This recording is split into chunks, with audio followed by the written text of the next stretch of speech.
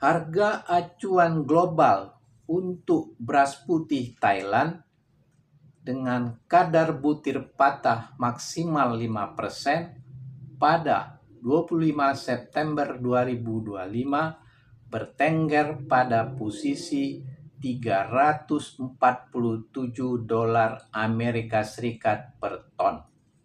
Dibandingkan dengan harga Januari 2024 yang sekitar 655 dolar Amerika Serikat per ton, maka terjadi penurunan harga beras di pasar global sekitar 47%. Salah satu penyebabnya adalah negara Indonesia stop impor beras konsumsi tahun 2025. Pada tahun 2024, Indonesia masih doyan mengimpor beras konsumsi sekitar 4,52 juta ton dari Thailand, Vietnam, Myanmar, Pakistan, dan India. Perkenalkan, saya Syatria Utama, jurnalis spesialis pangan dan agribisnis. Saya alumnus IPB University. Kali ini kanal Cerita Pangan akan berbagi kabar tentang pergerakan harga beras acuan di pasar internasional.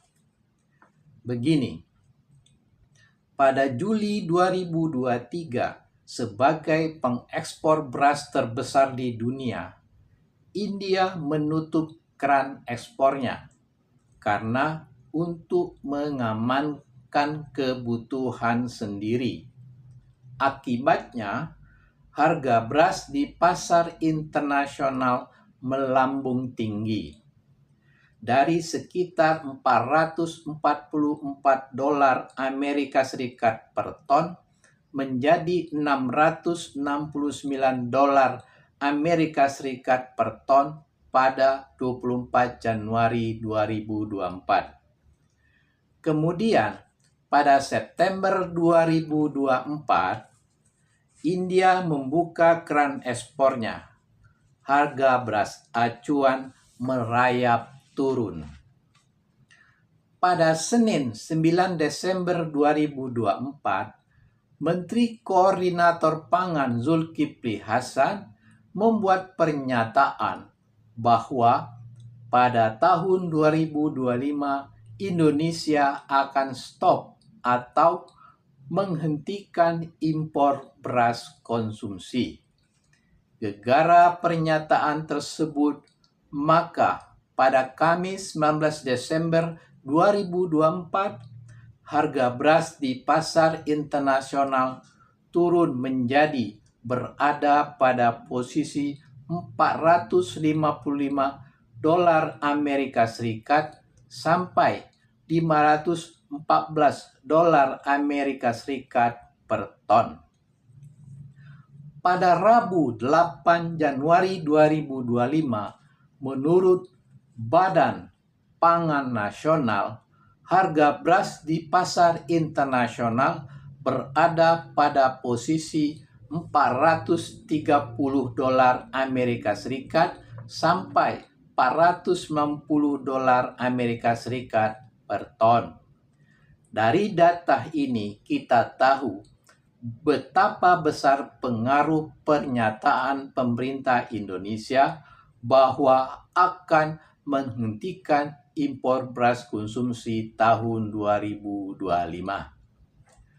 Menteri Pertanian Andi Amran Sulaiman, para petani padi, dan pemangku kepentingan lainnya bekerja keras untuk meningkatkan produksi beras di Indonesia. Hasilnya menakjubkan. Menurut Badan Pusat Statistik, produksi beras Indonesia tahun 2025 sekitar 34,77 juta ton. Sementara menurut Departemen Pertanian Amerika Serikat atau USDA, produksi beras Indonesia sekitar 34,6 juta ton, dengan konsumsi sekitar 31 juta ton, maka pada tahun 2025, Indonesia surplus produksi beras sekitar 3,77 juta ton atau setara konsumsi 43 hari. Padahal pemerintah Indonesia hanya menargetkan produksi beras tahun 2025 sekitar 32 juta ton. Dari data tersebut di atas, hampir dipastikan bahwa Indonesia tidak impor beras konsumsi pada tahun 2025 kecuali karena hal-hal tertentu. Bagaimana dengan tren harga beras di pasar internasional ke depan? Indeks harga beras FAO atau Food and Agriculture Organization pada Oktober 2025 berada pada posisi 98,4. Posisi 100 terjadi pada tahun 2014-2016. Berarti pada akhir tahun 2025, harga beras di pasar global sudah tipis di bawah harga tahun 2016. Diperkirakan pada tahun 2026, harga beras di pasar global cenderung makin melembek. Mengapa? Begini ceritanya. Pada tahun 2025, beras yang diperdagangkan di pasar internasional sekitar 60 juta ton atau 11% dari total produksi global. India sebagai negara pengekspor beras terbesar di dunia melemparkan berasnya di pasar global sekitar 30 juta ton, yang biasanya hanya sekitar 22 juta ton. India sudah melobi pemerintah Filipina sebagai importir beras terbesar di dunia agar menyerap beras India. Tetapi Filipina bermain cantik dengan alasan untuk melindungi kesejahteraan petaninya, maka sampai akhir tahun 2025, Filipina mengerem impor beras. Akibatnya, pada tahun 2026, harga beras di pasar global bisa lebih rendah lagi.